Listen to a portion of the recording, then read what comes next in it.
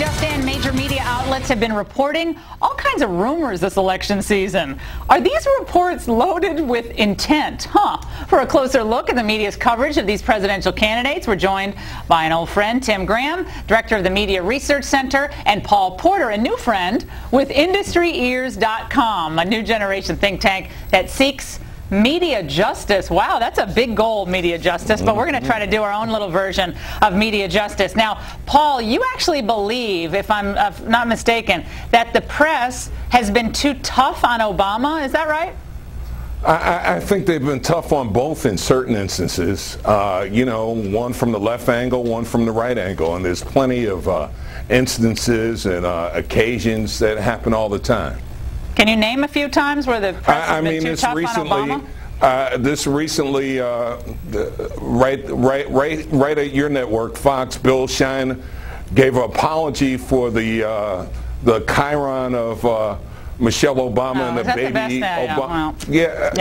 That's lame, though. Okay, that was apologized for, and that was obviously a mistake. But I'm talking about a sustained media push for John McCain over Barack Obama. And what I'm seeing, we'll get back to you, Paul, but what I'm seeing, Tim, is I'm seeing the cover of Us Weekly. I'm seeing the View girls gushing and oohing and gaga over Michelle. I'm seeing stories on the front page of the Washington Post by people like Eli Saslow, my other new friend, reporting on rumors in an Ohio town about Obama. What is this? Yeah, the question isn't whether he's getting a fair shake. The question is the hug too tight? You know, I mean, there's a lot of love going on there. And yeah, the story of the week is, there's internet smears and there's internet smears.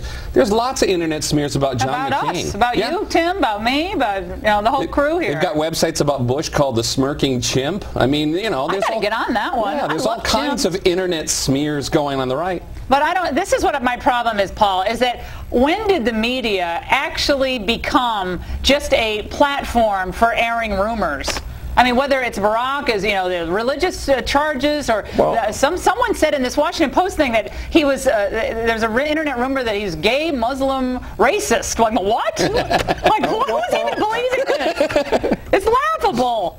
Yeah, but it's perception is reality these days, and a lot of folks that watch television to get their news honestly believe these things. They believe the claims that he's a Muslim. They fear the middle name Hussein, and there's definitely a direction in all different news organizations to slant stories one way. We heard about the madrasa, and that wasn't true. We've just heard a bunch of stories that aren't journalism. They're more like the Daily Show or something. I watch the Daily Show to get laughs. Well, here's what I think is that we have someone who was a state senator and was just briefly in the U.S. Senate, who could very well be our next president, our commander-in-chief, in charge of the biggest army in the world, capable of launching nuclear weapons, okay? I think it's reasonable to ask some pretty tough questions about his associations, his background, his views, and where he's going to take our country, and all of those are part of this general conversation. My concern, Tim, is that people are going to get, and already are, afraid to talk about these issues. They're afraid of the next Eli Saslow or Chicago Tribune piece saying that they're, implying that they're racist, they're intolerant, they're xenophobic, they don't like people. I love this, with funny ears. I heard that too. Funny ears? I mean, how many times have I said I thought he was handsome? I don't think that's the problem. No, that's not the problem. The problem is, we want a news media that just asks these people tough questions. I mean, Barack and Michelle Obama go on television. McCain and Obama. Right, and Barack and Michelle go on television and everybody fist bumps them and they don't get tough questions. And that's what people are waiting for. Every once in a while, somebody like a Jake Tapper will throw one tough question and we'll all go, oh my goodness, who allowed that? Hey, Paul, I want to read something to you from the Chicago Tribune. This is from yesterday's Tribune, okay? Okay. With Democratic Senator Barack Obama as the first African-American to head a major party ticket, political analysts predict race will become a central issue in the presidential election. Negative messages about race used in the campaigns and in the media could spill over into the general public, the analyst said, conjuring up old stereotypes and stirring fears that create racial tension. How is that anything but an editorial? That now people who are going to support McCain are buying into racial stereotypes. I don't understand that. I'm buying into who's going to be the best commander-in-chief and lead our country. That's my concern. Do you see what I'm saying?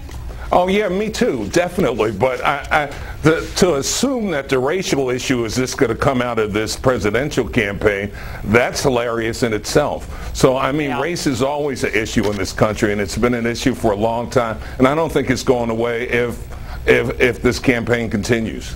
Well, I want, next time Paul comes back and Tim, you come back, I want you both to give me a list of 5 journalists who seem like they're really in the tank for McCain. I want that list, okay? So, Paul, I appreciate it. All right, good to see you. How many weeks do we get? Yeah, exactly. That's your assignment, Graham. Get Bozell on the story. And next, we're going to update the story we told you about yesterday. You're not going to believe the San Francisco illegal criminal crack dealer story.